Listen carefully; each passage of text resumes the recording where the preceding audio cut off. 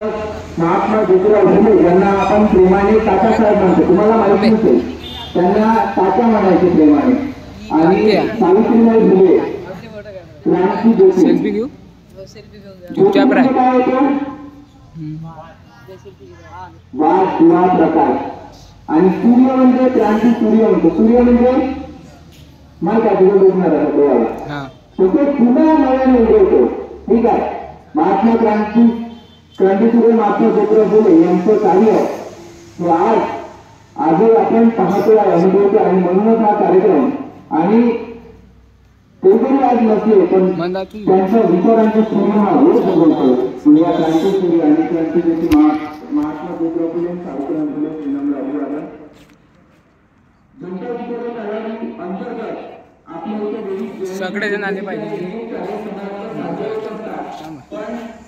मी सरांना सांगितलं की शाळा आणि विद्यार्थी हा आपल्या गावाचाच भाग आहे. आणि ही शाळा मुख्याध्यापक सर्व शिक्षक शिक्षिका यांनी आपल्याला सहकार्य करतात का, तर सोबतच महिला सक्षमीकरण हे सुद्धा तेवढंच गरजेचं आहे.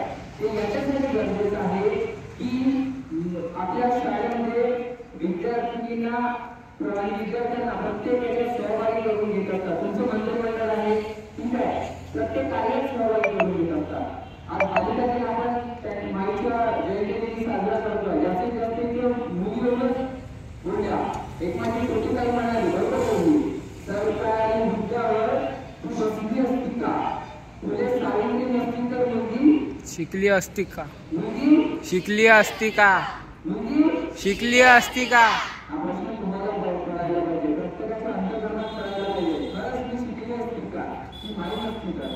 तर त्या माईचं कार्य अनंत आहे.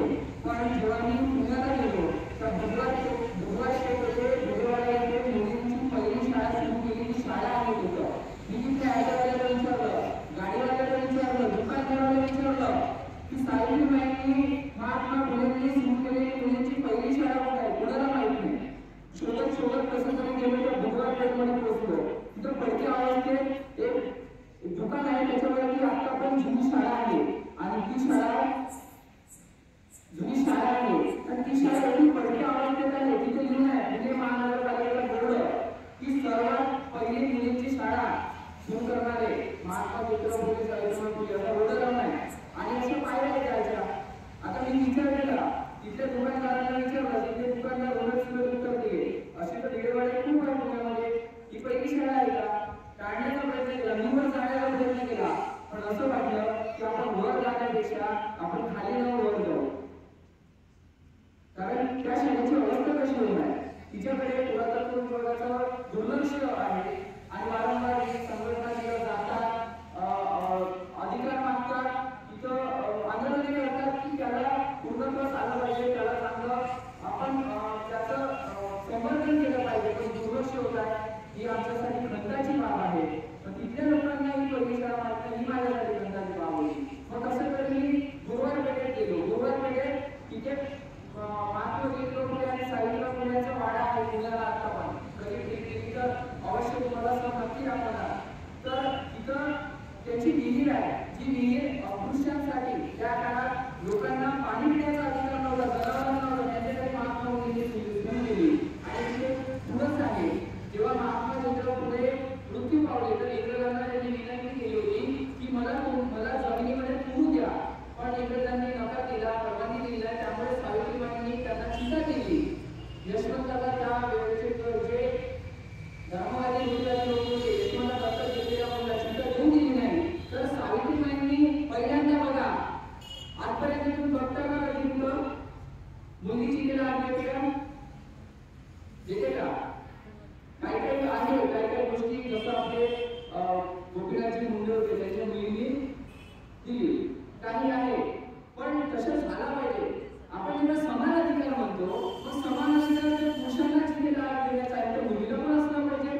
पहिला सर्वात प्रथम सावित्रीबाईंनी आपली, त्यानंतर ती रात घरी आणून, त्यानंतर तिथे तुळशी वृंदावन बांधला. आपण जे तुळशी वृंदावन आहे तिथे मी डोकं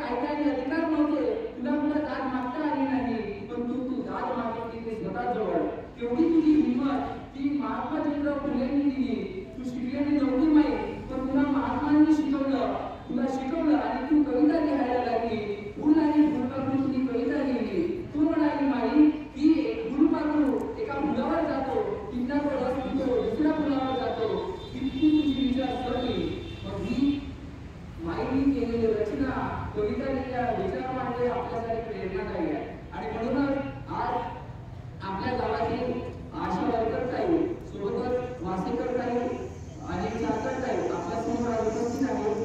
त्या आपल्या गावात प्रत्येक गावाला बचत गट असतं तुम्हाला माहित आहे? हो. ठीक आहे, त्यांचं सुद्धा बचत गट आहे. असे विविध बचत गट आहे. म्हणून मला आवर्जून सांगावं वाटतं जे आपलं राज्य आणि केंद्र सरकार आहे त्याच्यामध्ये आपल्या ग्रामपंचायतीमध्ये महिलांसाठी 10% राखीव असतो, 5% अपंगासाठी आणि 15% मागासवर्गीय लोकांसाठी पण आरक्षित असतो. तर तो 10% महिलांसाठी जो राखीव आहे तर तो खर्च झाला पाहिजे. आणि महिलांना उद्योग व्यवसाय, उद्योग भरारी, उद्योग निर्मिती याबाबत चालना मिळाली पाहिजे. आणि याबाबत हा महिला सक्षमीकरण कार्यक्रम आणि बचत गटातील उद्योग व्यवसाय हा इथे आयोजन करण्यामागचा उद्देश होता. आणि तुम्हाला शेवटचा एक मुद्दा सांगतो आणि थांबतो. सावित्रीबाई फुले जेव्हा महात्मा ज्योतिराव फुले यांचं मृत्यू झाला त्यानंतर सावित्रीबाई फुले प्लेग आला होता 1800 मध्ये, तुम्ही वाचलं असेल 1800 मध्ये प्लेग आला होता. तर तेव्हा जे प्लेगचे रोगी होते त्यांची सेवा करता करता त्यांचा पण मृत्यू झाला. आणि सावित्रीबाई फुले यांचे जे शरीर आहे ते कितीतरी त्या सरकारी हॉस्पिटलमध्ये ते बेवारस करून पडलं होतं. ज्यांनी पूर्ण